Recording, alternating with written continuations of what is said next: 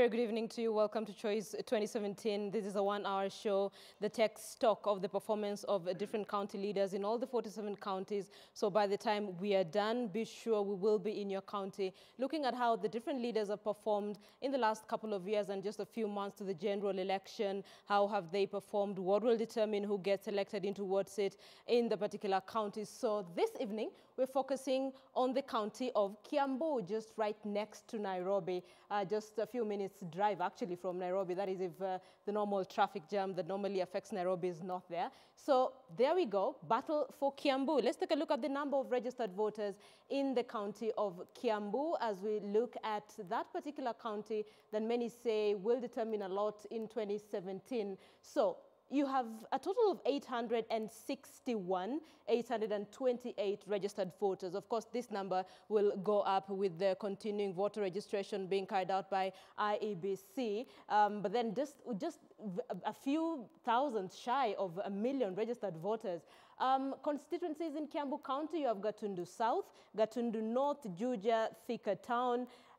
Look at the number of registered voters. These are individuals who go out and register really when that call by IEBC is made. Let's look at the next board when you look at the constituencies in Kiambu County. Ruiru, 112,000. Githunguri, Kiambu, Kiamba. So these are the numbers that are making up the 828 registered voters in the county of Kiambu. You also have Kabete, Kikuyu, Limuru, Lari. So here's the thing, people. If you come from any of these constituencies, this show is yours. So I want to hear from you. What do you think about the performance of your county government? What are some of the challenges that you still experience? What will determine who gets, who you will vote for come 2017? Let's move to the next board. So if you come from any of this, at some point we'll open our lines for you so that you can be part of this conversation. But you can also contribute using Twitter. Use the hashtag Choice2017, and you can tweet me directly at Linda Guti with your concerns, with your questions. In a few minutes, I'll be introducing my panelists for the show tonight. So Kiambu County has a governor, William Kabogo Gitau. He got the seat using the National Alliance ticket. He's still the governor as we speak. Let's move on to the deputy governor. There we go. You have, actually the senator there is Paul Kimani Njoroge, also got his ticket using the National Alliance. I'll tell you why this is very important, especially when you look at the representation in Kiambu County and why a lot of political analysts say the party that you choose, especially if you're in Kiambu County, will determine whether or not you get voted in. But then there are also who say that, there are also those who say that residents in Kiambu don't necessarily vote for parties. So we'll see how that goes. Let's move to the next board. There we go. This is what I was trying to tell you. So when you look at the representation, especially in the National Assembly, take a look at this. TNA, TNA, TNA, all through. So that is why there's some political analysts who say the party that one will choose to run in 2017 will determine whether or not someone gets voted in. So essentially, this is a Jubilee region, or JAP if you like. There we go. Njoroge Baya, Jude Kangethe, Paul Koinange. Look at this. TNA, TNA, TNA, JAP is an equivalent of TNA, so to speak. Let's move to the next board as well. There you go. So we'll have a discussion about this, whether or not the party that you choose, especially Jubilee or JAP in this case, will determine whether or not is it an express ticket to being voted in as the next leader in Kiambu County. How they voted in 2013, then you'll understand why that JAP and the representation in parliament was very important. In 2013, Uhuru Kenyatta got 828,000 votes in Kiambu County. Let's move to the next board. Then you will see that is 861. Raila Odinga in court got 61.8%. So in other words, what you're saying is that Kiambu, 92% of voters in Kiambu voted for Uhuru Kenyatta or Jubilee, if you like, and only 8% voted for CORD or Raila Odinga as well, if you like. So how did they vote in 2013? The turnout for the presidential vote, 91%. 91. Just 9 missed that mark. 91% of registered voters in Kiambu County turned up for the vote in 2013. Will the same be witnessed in 2017, just a few months shy of that particular election? So let's have a conversation about this. So like I said, you can be part of this conversation on Twitter.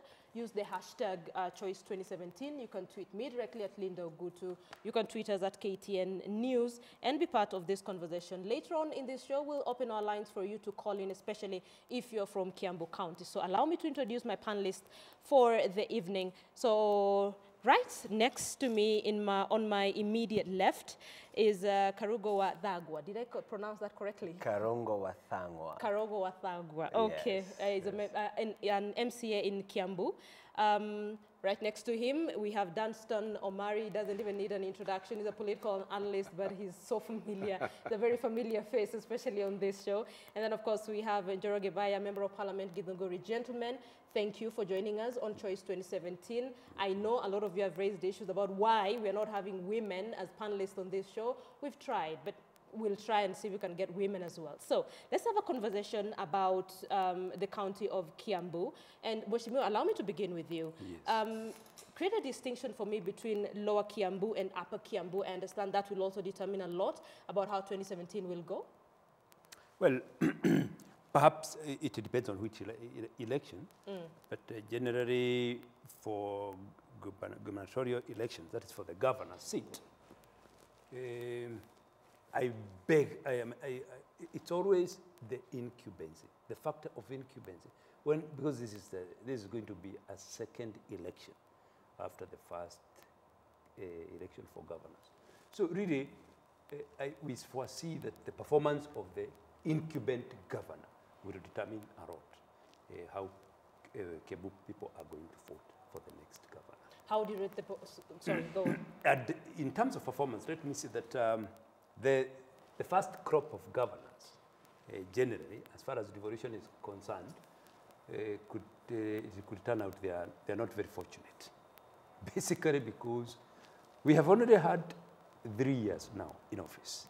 And 3 years in office, running a new system of governance as complete as the devolved government is, it's a very short period.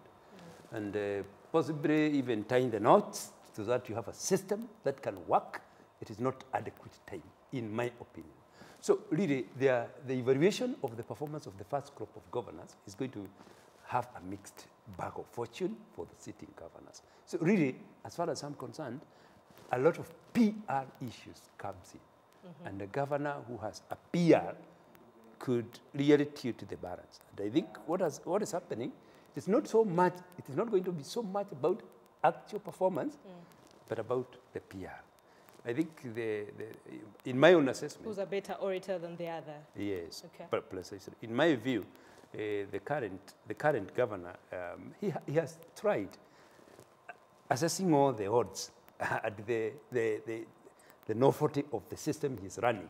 He has really tried. You can see they have tried.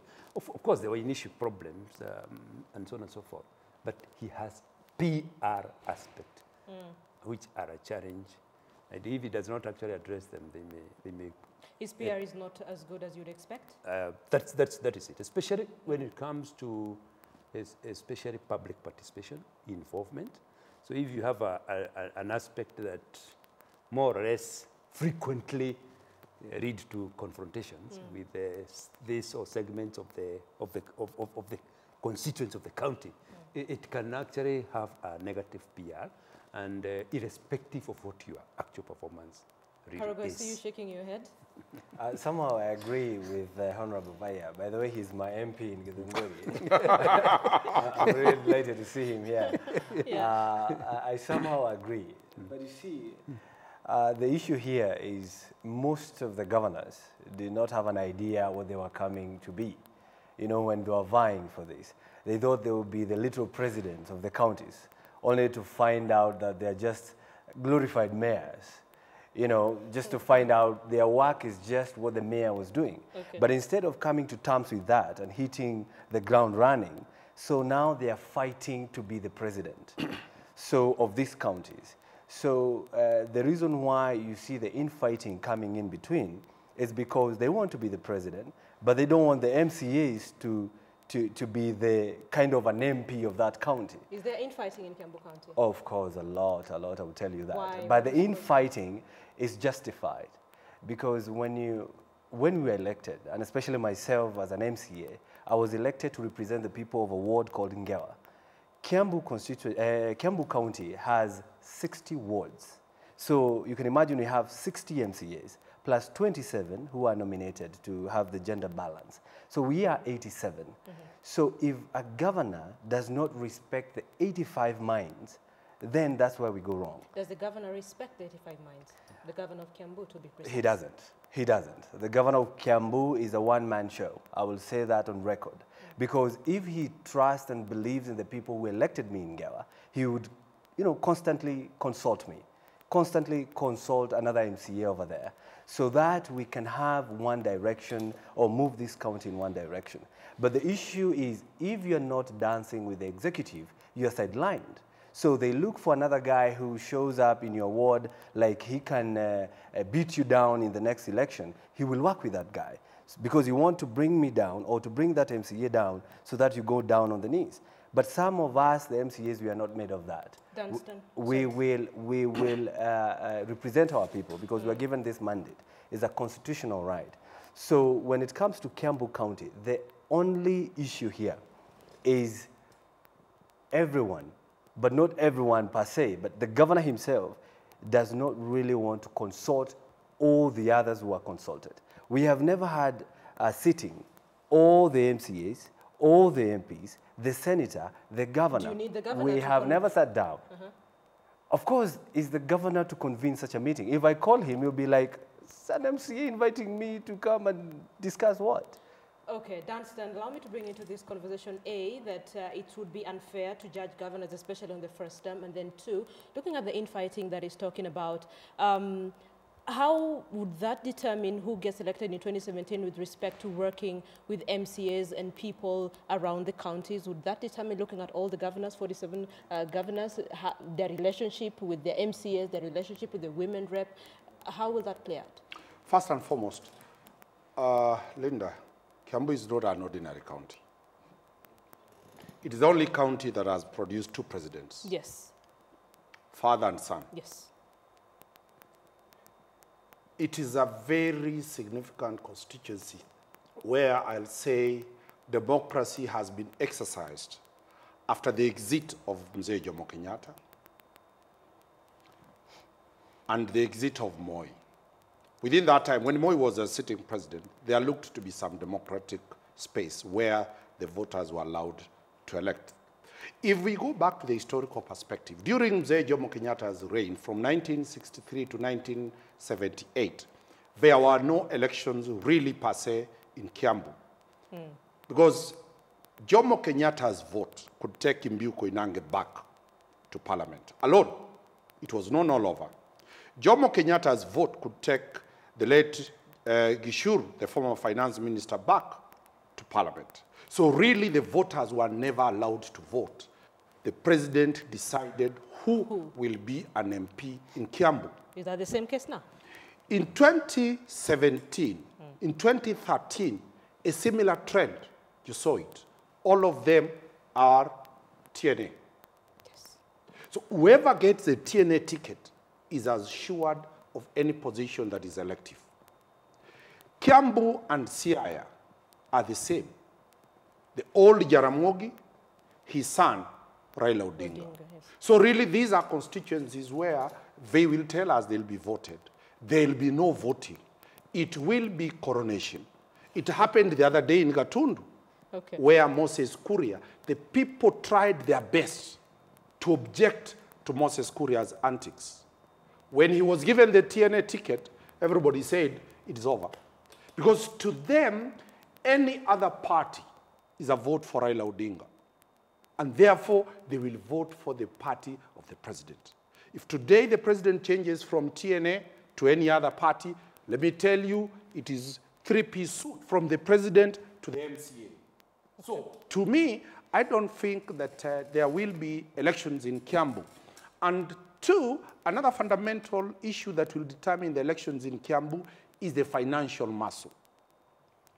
Kiambu, as it looks with two presidents who have had a chance to lead this country, is one county that has two extremes. Extremely poor people and landless due to the issues of the colonialist and acquisition of land and the land tenure system that is there, and the very super rich Kenyans who come from Kiambu. So that is a county that has its own unique characteristics.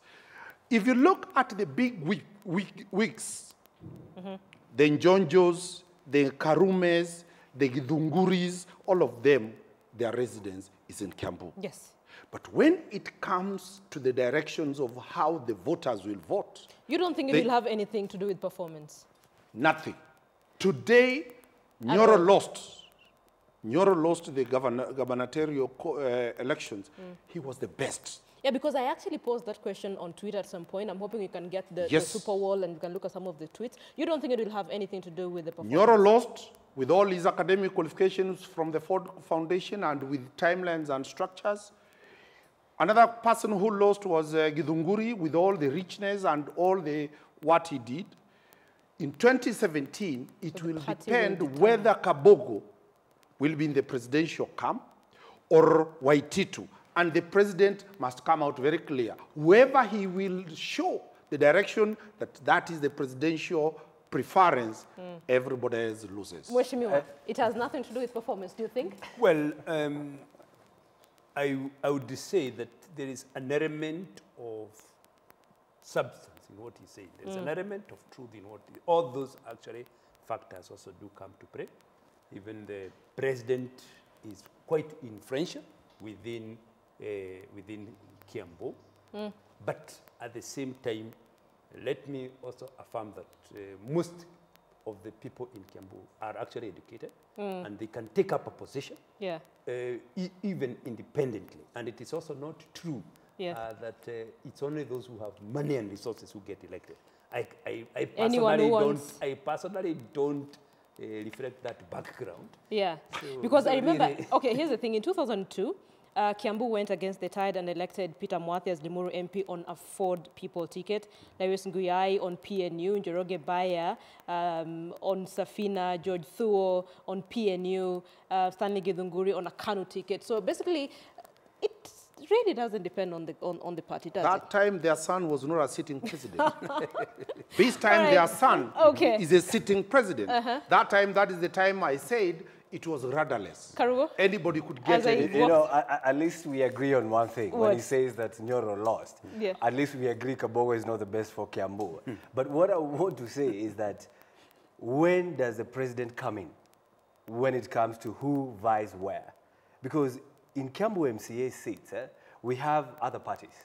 We have GNU, we have Farmers, we have Agano.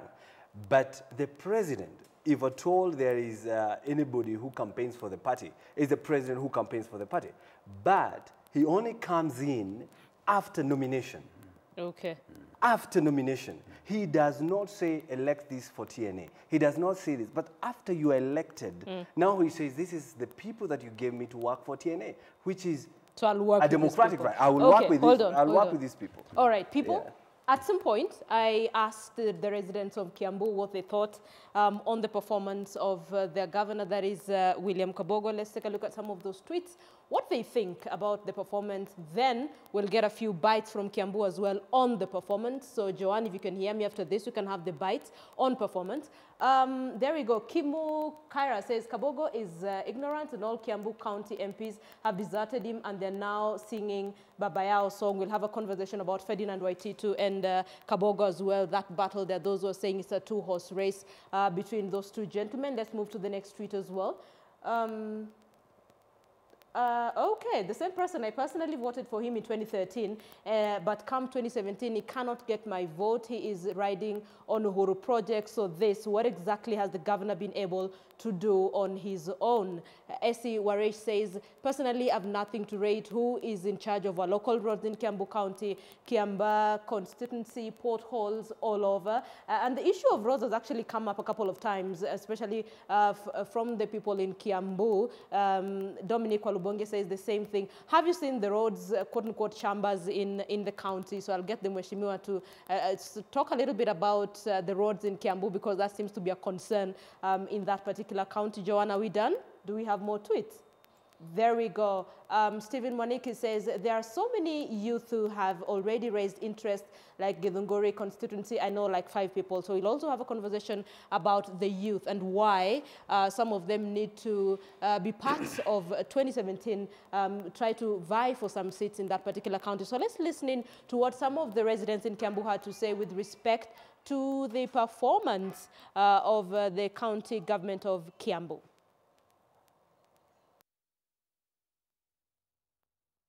Watu ya Kiambu tafadhali, 2017 munipatie kiti ya gavana niwanyoroshee Kiambu.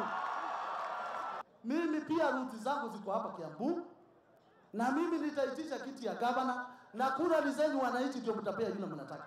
I may not know who will be governor 2018, but I know who will not be governor 2018. Yetu sio story ya kupiga mdomo. Okay, so those are the 2 leaders who are hoping to be governors in 2017. Of course, the governor, William Kabogo, and Ferdinand Waititu. Let's see how that goes. And the sentiments have been on the ground on who exactly will get it in 2017. So what I wanted are the bites of residents of Kiambu on the performance of the county government. How do they think the county government has performed so far? A few months to the general election. What are some of the things that will determine who they vote for? So do we have that bite on the performance of the county government of Kiambu and how they would rate it? Look at our roads. They are in a dilapidated state and in a pathetic situation. And you see the repairs they're doing, like what is happening in Kiambu right now. They're putting tarmac right on top of soil. You know, something that a layman who have never even gone to school can tell you is substandard. In totality, they have not made a single law which is duly made and which law has tenor in law. Some of the residents of Kiambu County just giving some of the achievements of the county government. Mheshimiwa, allow me to begin with you on this segment. What are some of the issues that are still facing the residents of Kiambu that essentially should have been sorted out by now and which probably will be the focus of 2017? Basically, the most outstanding problems in Kiambu County, I would really say they relate to infrastructure, development infrastructure, particularly roads, water, and other services such as health. Those are really the main challenges. And there are also problems of poverty and unemployment. But this infrastructure would play a big role to help the people themselves play a part in confronting the challenges of unemployment, the challenges of wealth creation, and so on and so forth. And it is in this respect where we would really observe that Kiambu, being a geographically relatively small place, but very densely populated. The population is quite high, and the road sizes are pretty small. It means that the need for transport and movement is very intense, that need for it. And when these roads are not working, people actually suffers a lot. So that problem is there, and people are really looking to development of road. So those are some of the problems that are there. What exactly has the governor been able to do in the last couple of months that you have seen, probably his achievements? Well, like of concern to my constituency, for instance, Githunguri is actually a road from Duberi to Githunguri. That road had actually been done and completed in 2003, but developed potholes so fast. So the county government of Kiambu has actually worked on it. They have redone it, they have recarpeted it.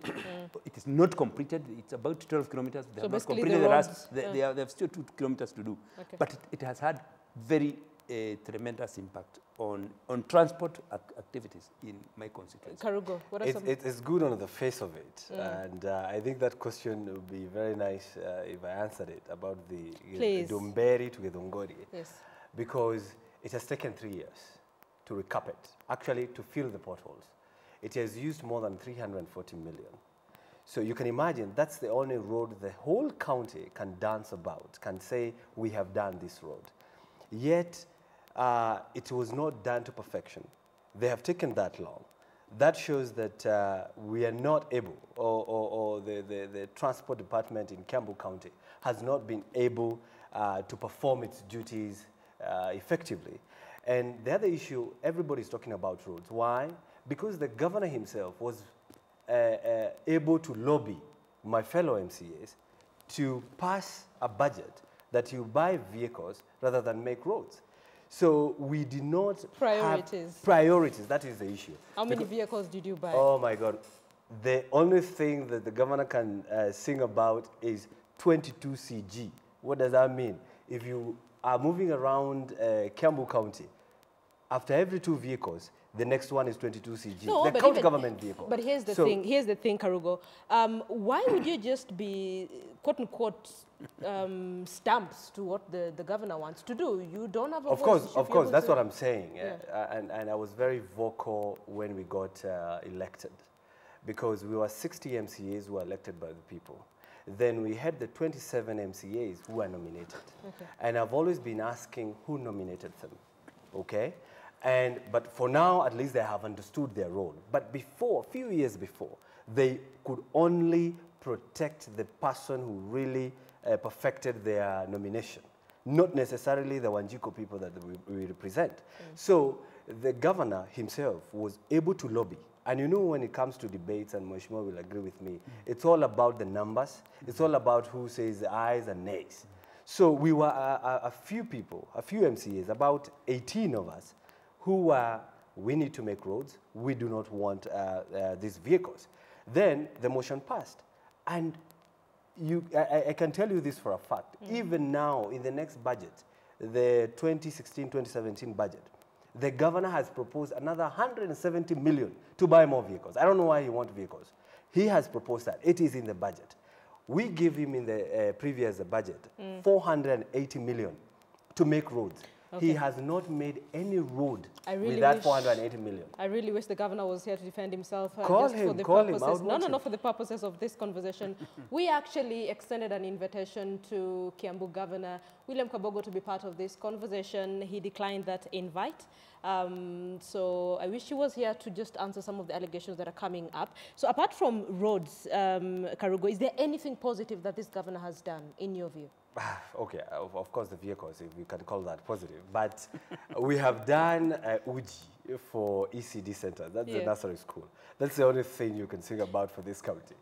But we have passed very nice laws, because the Kiambu MCAs, as I said, before we were having commotions here and there. But with time, we have come to agree that we have to support the Wanjiko who brought us to parliament. So we have made some very nice laws, like the Biashara Fund, that we passed the 300 million that to be given to the people. But you see, the implementer himself was unable to give this money to the people. Okay. We passed the law in 2014, but so far they have given 100 million. So 200 is still in a fixed deposit in 2 bank accounts, where it is earning interest for them to eat. Okay. It's a fact. And the other issue is that the 100 million was only given to those people who have connection with the governor. So if my people are not, if I'm not dancing with the governor, the people are not given. So in other words, so in Ngewa, only one person has been given 100,000. Okay. Some wards have given 38 people, 40 people. And the reason why they're doing that is that, you know, to undermine the leadership of that ward. Okay, hold on. So, when you go to agriculture, you know, Kiambu, they call it the bedroom of Nairobi. Bread basket. That's the point. And we also do agriculture and all that. So we passed a lot of money for agriculture. We have Warohio Farm, and Mheshimiwa will agree with me, because Warohio Farm is the biggest farm and he did a lot of work when he was the, I mean, before the land was given back to the county. It is the only biggest chunk of land in Kiambu County, 55 acres. So with my lobbying and telling the other MCAs, we gave it 22 million. What did the executive do with that money? Okay, build a toilet, that is 3.2 million. A beehive, that is 500,000. You can imagine. Dunstan, help me. I get so mesmerized. I get so amused. The role of an MCA is for oversight. Thank you. An MCA and those 60 MCAs plus 27 cannot come on TV here crying that the governor has gone as a rogue governor. The role of an MCA has been provided under the County Governments Act, 1, to oversight, ensure that the governors is under check and balance. 2, they have powers of impeachment. We have tried.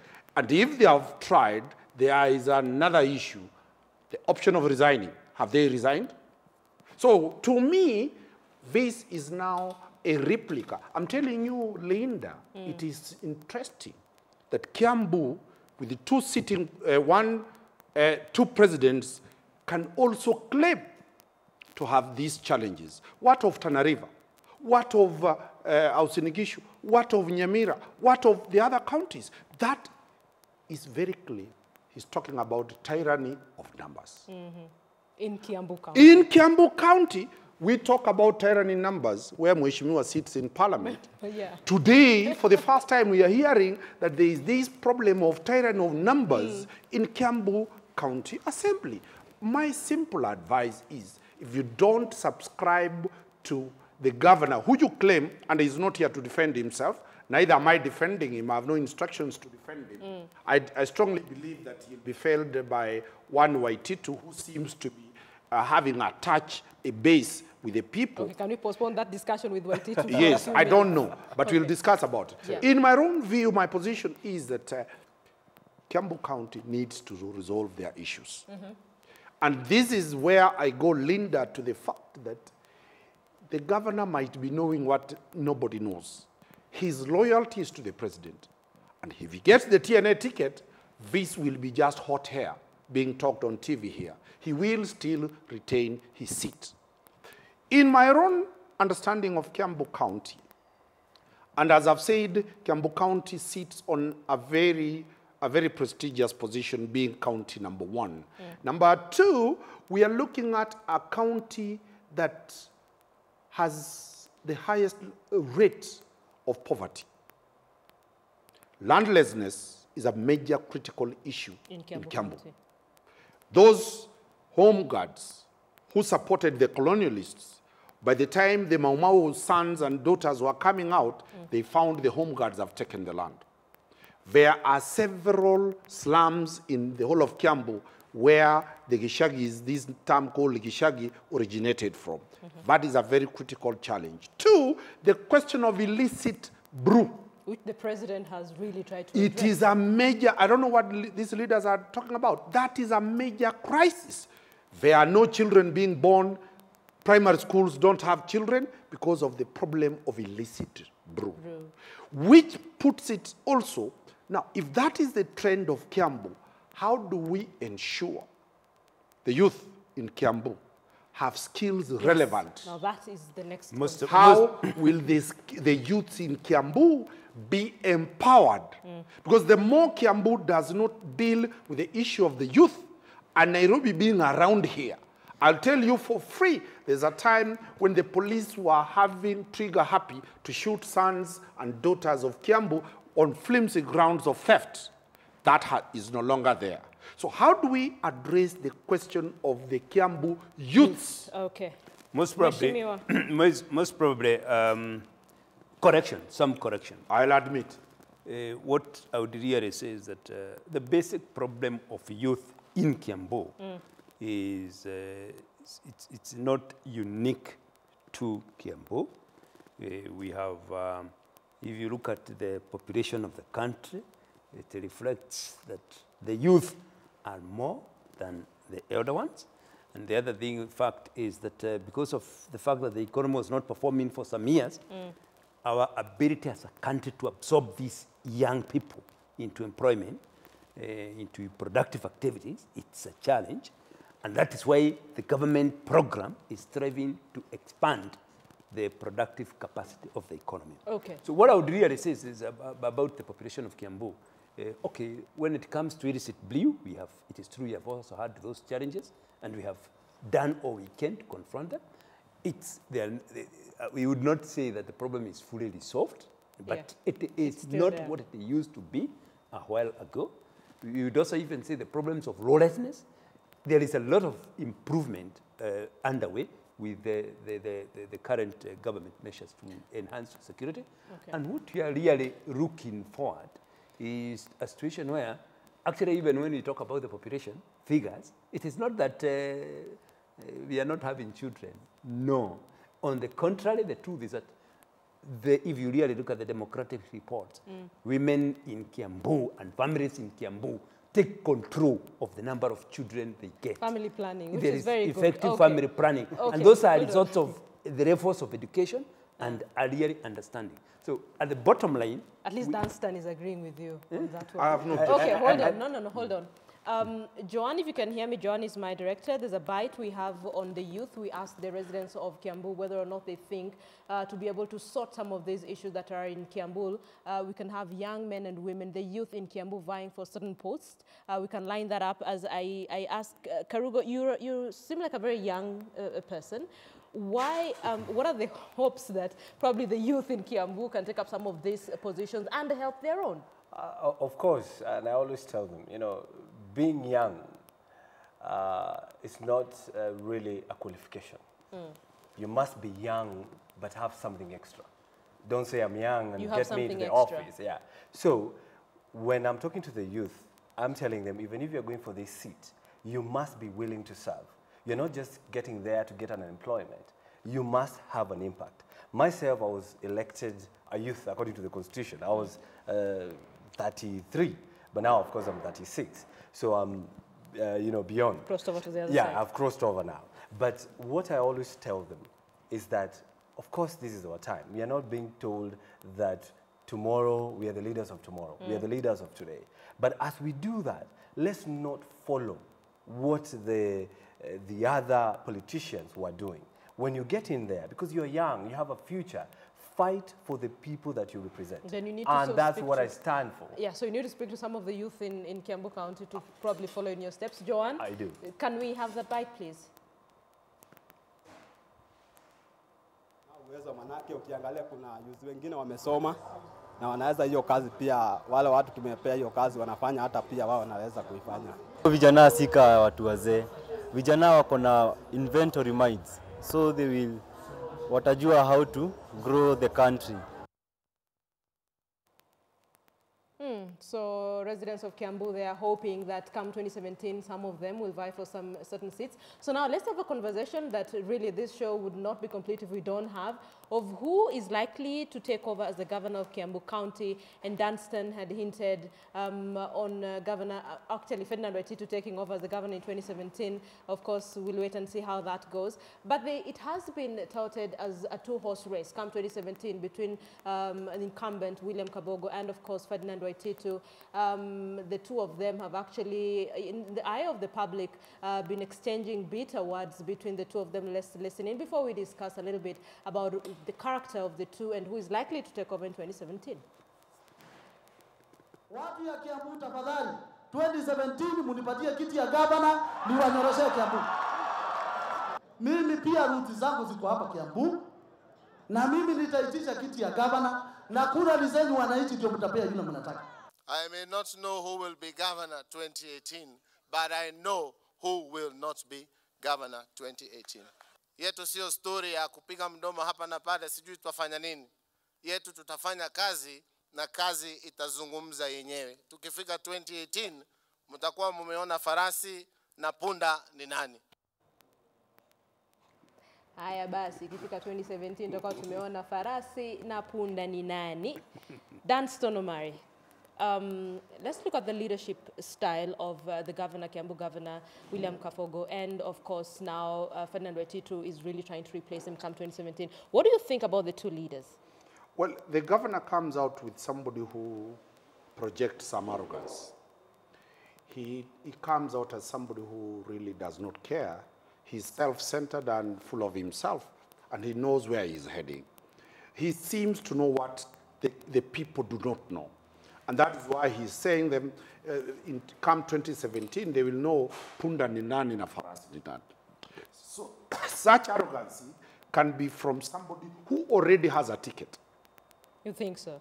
That's what I'm saying. If he has a ticket, then he can be entitled to such talk.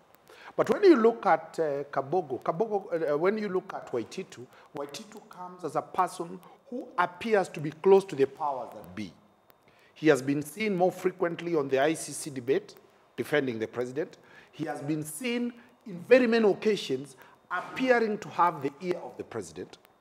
He seems to have moved from Nairobi, and without much challenge, he took an MP's position in Kiambu, and the governor really objected, which to me tells me that the body chemistry between the president and Ferdinand Waititu might be the reason why he might succeed. But as a lawyer, the question is, do the two people have any qualifications in terms of a degree? That is still in court. Yeah, that is Both of them have accused each other that they have fake degrees.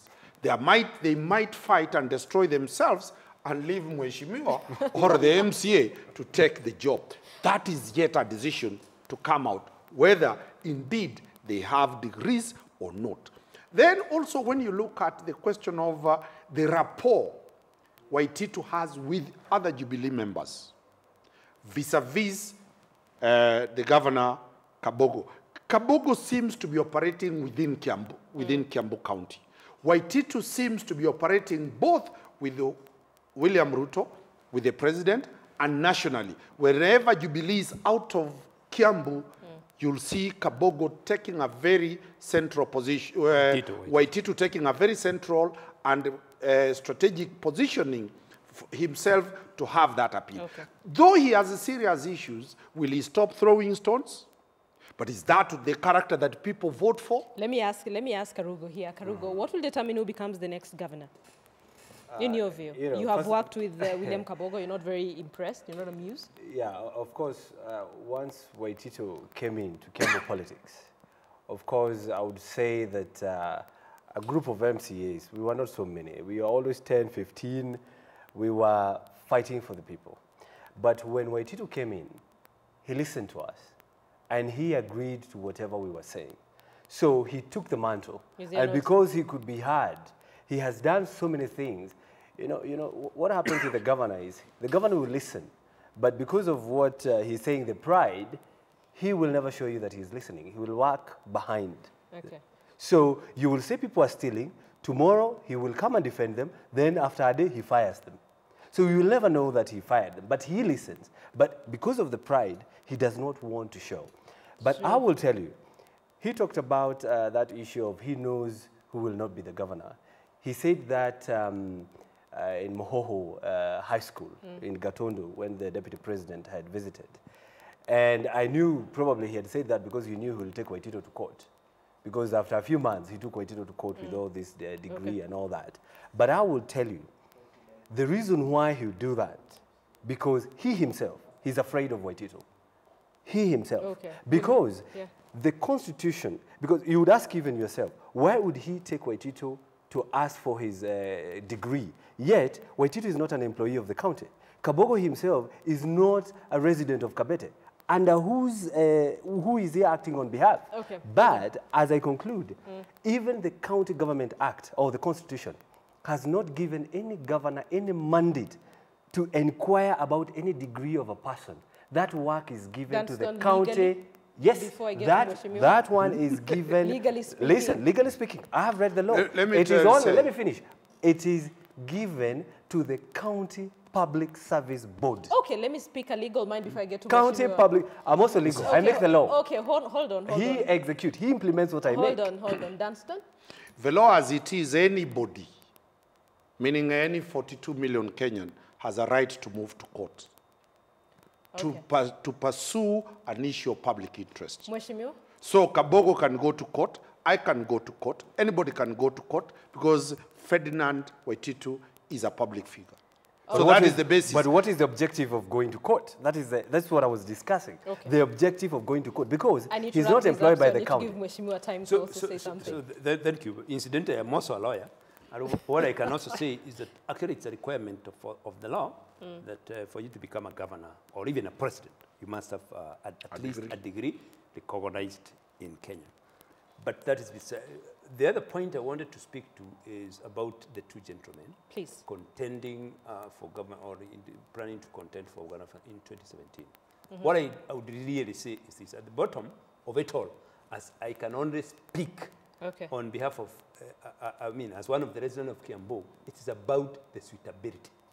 It is about suitability of the two to perform as governors of Kiambu. Okay. Whether the president has support either of them. Whether they have the ear of the president or the deputy president. Not. Okay. The residents of Kiambu, it's up to them to really understand what are the basic characteristics we will be looking for from the governor. And one thing we know now, Kiambu people knows one thing. Last time, they didn't possibly appreciate the importance of a governor in the county. I believe that they have now learned through experience that the seat of a governor, the office of a governor is a very critical seat in the country. Hold on. I understand we have a call online. Hello, can you hear me? Hello. Yes, we can hear you. Please give me your name and your contribution, please. My name is Anas Maina. Yes, Maina. Yeah, I'm calling from Petertown. Yes, sir. Just want to comment on the so-called those who are in the forefront for gubernatorial. Maybe when we try to analyze that finally the one who is supposed to be given that power by the people is somebody who is close to us, not somebody who just throw just used.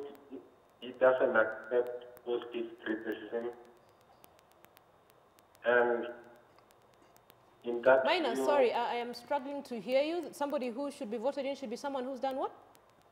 Somebody who can listen to the divergent views. Okay, so it should be someone who can listen to the people he's leading. Yes. All right, Maina, we hear you. Thank you. Thank you so much. Do you have another call on the line? Hello? Okay, we don't. So as we, just a few months to the general election 2017, Mheshimiwa, allow me to begin with you. I know at the beginning of this conversation, we made it very clear that in Kiambu County, the party will determine how this goes. How do you think the residents of Kiambu will vote? Which side would they lean on? Well, what there is even when we speak about elections, first of all, we know even from experience that the Kenyans of today are different from those of yesteryears. They are more educated, they are more enlightened. They may not always make the right decisions. It means that's how democracy is supposed to really work. But what I'm really saying, and it's good to take, when I come into a forum like this, I don't want to be seen to be supporting either of them.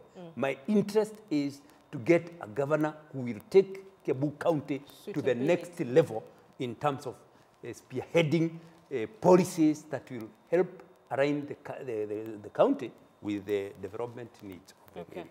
And what I can really tell you is that we need somebody who actually will be willing to actually bring all the people of Kiambu, especially the leaders, under the current system of the law. A leader is somebody who is expected to use his office to actually galvanize the people, identify the needs of the region, development need of the region, in consultation with all the other people. Right, Mheshimiwa, and they're all providing I need to wrap this up. Danson, I'll let you have the final word. Karugo, who do you think this will go to in 2017? How will this? You know what happens is that... in 30 seconds. Yes, Kiambu, we are hardworking people. We know how to work. We know how to invest. We know how to listen. We are people that respect the governance. So we need a governor, just like the caller said, somebody will give us listens. a very nice environment for us to work. Okay. We don't want anybody, when we try to invest, he Done. comes and takes the money from us. Okay, done. Done. So I'll let you that's have the what we final want. word. I need to wrap this up. My final word is this. The president is very clear with his deputy that they are closing shop of all those small parties that Mheshimiwa MCA came in to only one party called Jubilee JP. Okay. Two, Dunstan, I really don't have time. I need to wrap this up. Thank you very much. All right, people. Thank you I so do much agree. for watching Choice 2017. Tonight, we're focusing on the county of Kiambu. Thank you for your feedback, especially on Twitter. Gentlemen, thank you as well. Njoroge Mbaya, Member of Parliament, Githunguri, Dunstan Omari, political analyst, and Karugo Wadhagwa, MCA, Kiambu. Gentlemen, thank you so much. People, have a good night.